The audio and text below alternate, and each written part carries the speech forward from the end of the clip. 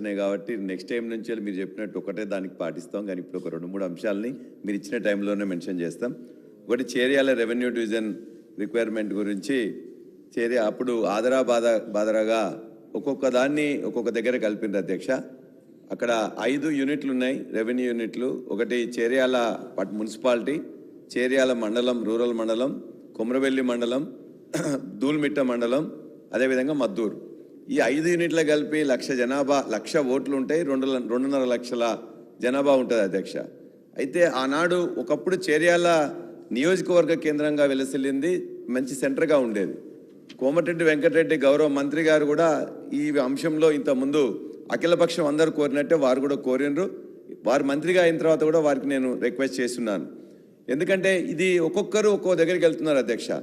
Revenue మన నియోజకవర్గ సంబంధించిన సమస్యలు ఉన్నట్లయితేనేమో జనగామకు రావాల్సి వస్తుంది, రెవెన్యూ సంబంధించిన సమస్యలకు సిద్దిపేట పోవాల్సి వస్తుంది, వ్యవసాయ సంబంధించిన సమస్యలకు గజ్వేల్ డివిజన్కి పోవాల్సి వస్తుంది, పోలీస్ కానీ లేకపోతే ఎలక్ట్రిసిటీ సంబంధించిన సమస్యలకు ఉన్నట్లయితే హుస్నాబాద్ పోవాల్సి వస్తుంది.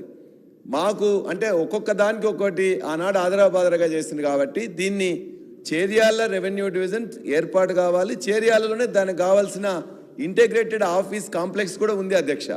కాబట్టి మనం కొద్దిమంది ఎంప్లాయీస్ని ఇచ్చినట్లయితే వీళ్ళందరూ కూడా అన్ని పనులు కూడా ఇక్కడే చేసుకుంటానికి ఆస్కారం ఉంటుంది. కాబట్టి గౌరవ మంత్రివర్యులకు బాగా తెలుసు, వారు కూడా డిమాండ్ చేసి ఉన్నారు. కాబట్టి మీ ద్వారా వారికి కూడా లెటర్, అదే ముఖ్యమంత్రి గారికి కూడా లెటర్ పంపిస్తాం.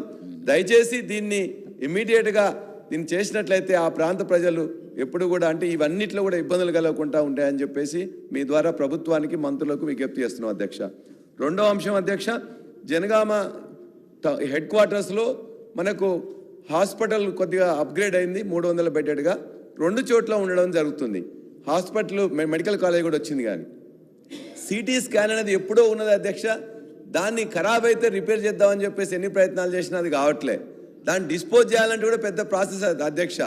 రేడియో యాక్టివ్ మెటీరియల్ ఉపయోగిస్తారు కాబట్టి దాన్ని డిస్మాంటిల్ చేయడానికి యాక్చువల్గా అది బాగా కావట్లేదు. కాబట్టి కొత్త తప్పనిసరి కావాలి, లేకపోతే ఇటు హైదరాబాద్ గాంధీ కానీ ఉస్మానియా రావాల్సి వస్తుంది, లేకపోతే ఎంజిఎం హైదరాబాద్ వరంగల్ పోవాల్సి వస్తుంది.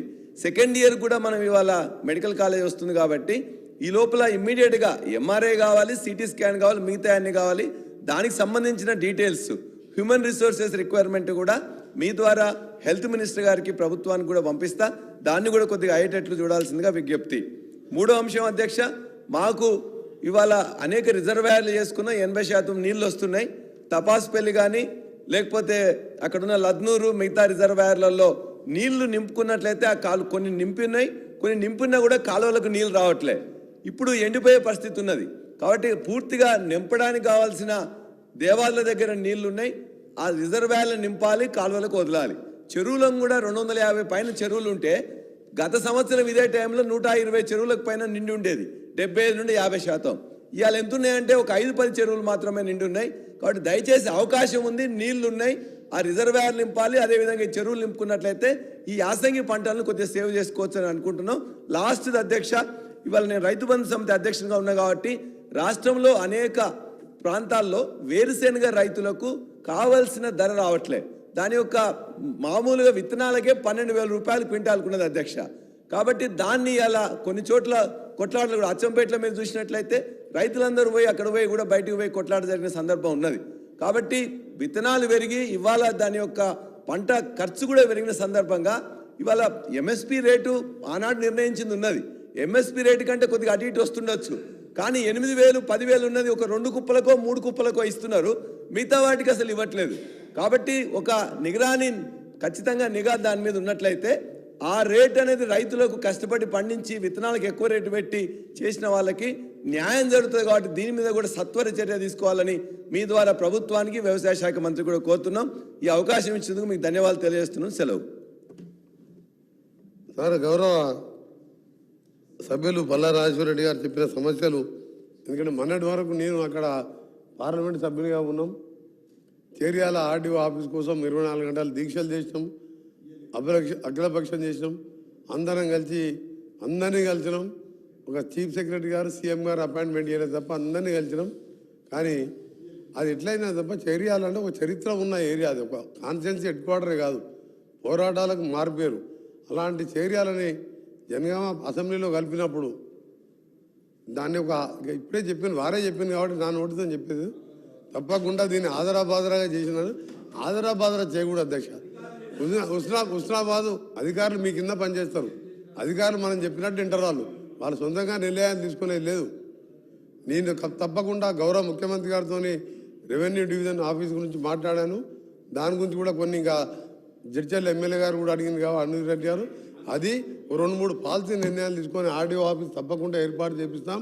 ఇంకొక ముఖ్య విషయం చెప్పింది అధ్యక్ష, మనకి ఎట్లా వీళ్ళు కొట్లాటలు పెడతారంటే తపాసుపల్లి రిజర్వాయర్ అధ్యక్ష నీ ఎన్నిసార్లు పోయినా నాకే తెలియదు. చాలా మంది రైతులను తీసుకొని పోయినా అక్కడికి వెళ్ళి జనగామ కాన్ఫరెన్స్ పారిన తర్వాతనే బయటికి పోవాలి.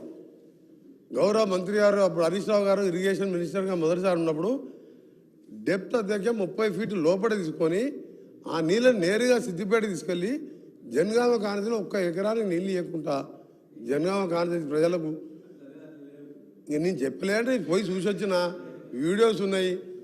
మేము తప్పట్లేదు, మేము తప్పు పట్టట్లేదు. మీరు మంచి కోరిక తప్పకుండా దాన్ని వేరే రెక్టిఫై చేస్తానికి నేను ఆల్రెడీ ఆలోచన చేస్తున్నా. జనగామలో తపాసుపల్లిలో మీలో 40 చెరువుల విధంగా సీఎం గారితో డిస్కస్ చేసిన, హరీష్ రావు గారు తీసుకుపోయినా బాగుండాలి సిద్దిపేట కూడా అని జనగామాలు కూడా బాగుండాలి అధ్యక్ష. తప్పకుండా దాని మీద కూడా చర్యలు తీసుకుంటున్నాం. అన్నీ కూడా అప్పుడే చర్చించడం జరిగింది. గౌరవ సభ్యులు కౌసర్ మొయినుద్దీన్.